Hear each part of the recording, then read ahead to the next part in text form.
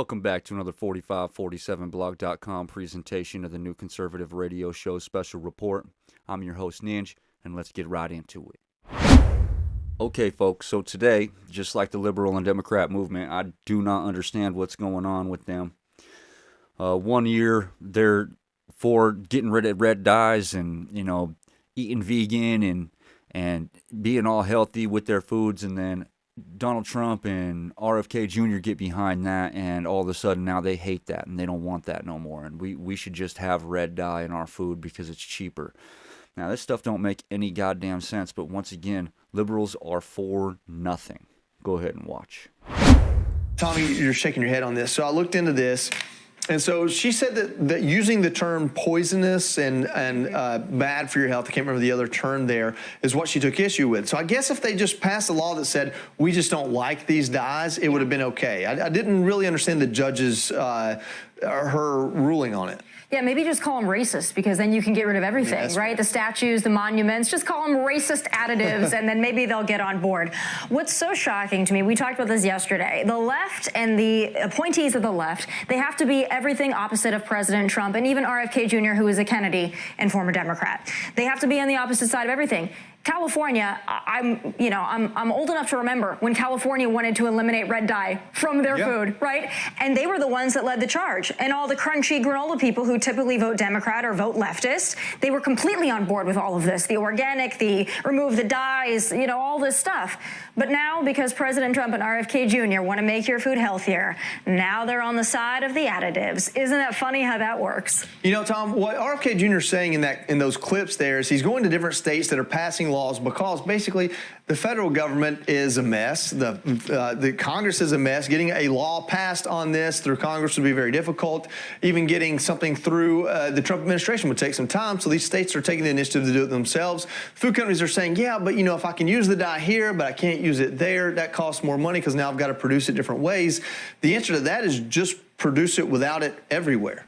Time and time again, the liberals show how crazy they are. They advocate for one thing, and then they go against it because Donald Trump is for it, or the conservatives are for it.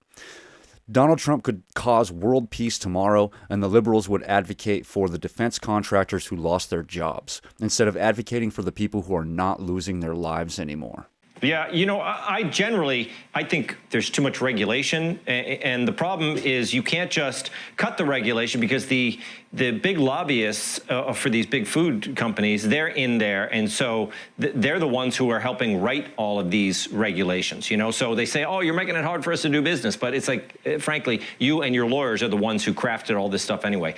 I hope that RFK is able to loosen these things up. I like the idea of the states doing it state by state, and we can decide. Listen, if our state wants to say that, wants to loosen up the regulations, we should be able to do it. Look, folks, in my opinion, this is an absolutely ridiculous conversation we should not be having. The states shouldn't have the power to be able to poison their people with red dye. The federal government shouldn't be able to have the power to poison the people with the red dye. If people are dying because of a product or because of a chemical or getting sick or getting cancer or getting anything because of a product that they're eating that's in a food that they're buying, and that food is being advertised as safe, they have every right in the world to sue the companies and get settlements to pay for their cancer or whatever. This is how America works.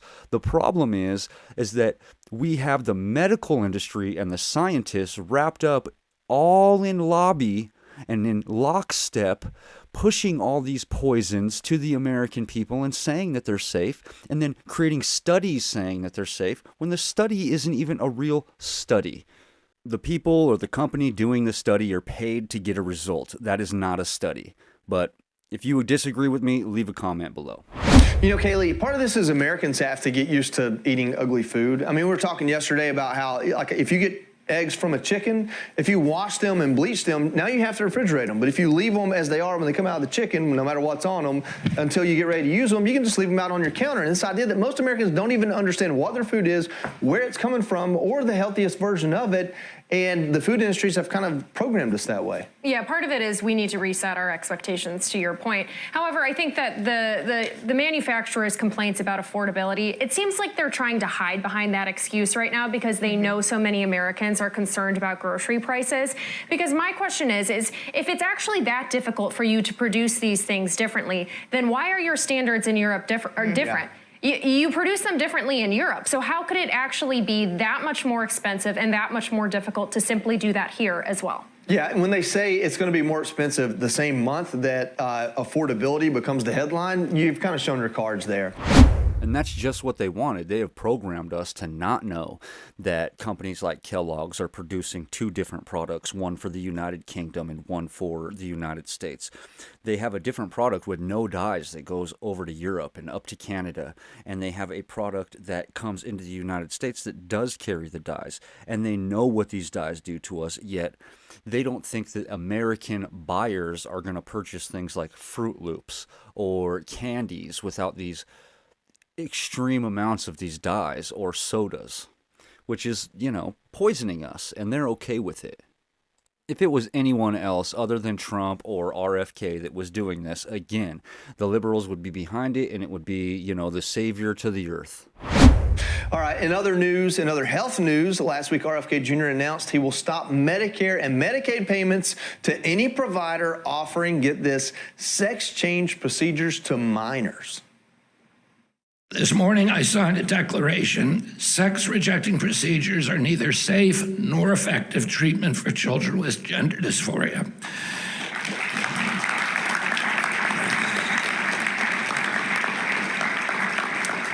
These procedures fail to meet professionally recognized standards of care. But now 19 states, including Pennsylvania, California, and Colorado, are suing HHS. This is led by Oregon, whose attorney general is defending sex changes for minors, saying RFK's assertion that it's unsafe is false. Tommy, I don't know. I'm old enough to remember that ad for President Trump that said, "They're for they, them. He's for you." And it absolutely killing Kamala Harris's chances in the elections. If President Trump and RFK Jr. got any sort of mandate whatsoever a year ago, it was simply, we don't want this. We don't want it, and end the child abuse. Yeah. I mean, my God. And I think that most mainstream Democrats are actually against the mutilation of children. I really do believe that. But they're such cowards that they won't stand up to this complex. And it's not just the woke complex. It's also big pharma, and it's also big medicine, all of this, because once they can get their hands on these kids and they can convince them, you cut body parts off and you get on these drugs and puberty blockers, they are a patient for life. They are hostage to a system for the rest of their life, and it's very lucrative. And these Democrats know it, but they're too cowardly to stand up and say enough of this. This is the common sense stuff we should not even be arguing about. The fact that there are people who are like, no, I think minors should be able to cut off their body parts, that just shows you the state of the Democrat Party, and it's not a good one. Tom, I don't understand how you give a straight face and rebut this. I mean, 19 states attorney generals. I don't know if there's something in the weeds I'm not seeing, but I don't understand how they think they have a case on this. I just like seeing RFK stand up there and say that, and then you got the applause. It's amazing that this has turned so quickly back to sanity. Our culture almost sleptwalked into this whole nonsense. The education establishment went for it whole hog. The medical establishment. I'll never forget that video. I remember when that video was leaked of the woman saying, "This is a profit machine. Top surgery, that's $40,000 right there." It was all about money, and they admitted it. Kaylee, I think Vanderbilt right there in Nashville was one of the places they got caught doing it, basically making it a cash cow. Yeah, Joey, I'm a bit confused, though, because last year I was reliably informed that sex change procedures on minors never actually happened. And now we're being told that they do happen, and in fact, it's a good thing. I have to wonder if any of the attorneys general who signed onto this letter have actually talked to detransitioners, to the kids who underwent some of these procedures, because I have. And what they went through was not safe. It was not reversible. It has done permanent damage to their bodies. I've talked to young women who no longer have healthy body parts, who will never be able to feed their babies, who might not even be able to get pregnant in the first place because they've been rendered infertile. These are permanent consequences, and we performed experiments on them. I mean, how could you possibly say with a straight face that these procedures were safe? It's really shameful, and I wish that they would give these detransitioners a voice, because their story would very quickly be rebutted.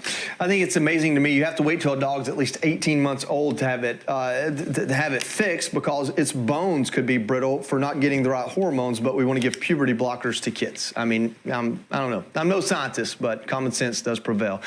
If you can't smoke a cigarette till you're 18 years old, you can't join the military, you can't go out and get a beer, you can't go out and buy some weed, you can't go get a tattoo, you can't buy a sex magazine, why in the world are we allowing kids to go out and sexually change who they are, the characteristics of their physical being? We say their brains aren't developed enough to make the decision to go get a tattoo, which is just ink on the skin, but we're going to allow them to go and turn their Audi into an innie, or their innie into an Audi, and then change their top. This is just a medical procedure, and it's the medical field pushing this medical procedure because of the money behind it. The medical field has never been there to cure. It's always been there to service. Your medicine isn't to cure you. It's to service you, to get rid of symptoms. It doesn't ever cure you. This is not real medicine. And we're standing here watching them get kids very, very young, enter the medical complex to where they need medical treatment from 6, 7, 8 years old, all the way until the day they die. This is a huge cash cow for the medical industry, and nobody's saying anything about it. This is the state of America, and it's pretty sad. But let's move on to the next topic, and let's see what China's doing. China is turning up the military pressure on Taiwan, launching new joint drills around the island and calling them a stern warning to both separatists and outside powers. Taiwan is responding by placing its forces on alert, accusing China of being the region's biggest destroyer of peace. The drills come as the United States moves forward with one of its largest ever arms sales to Taiwan, a step that has sharply raised tensions between Washington and Beijing.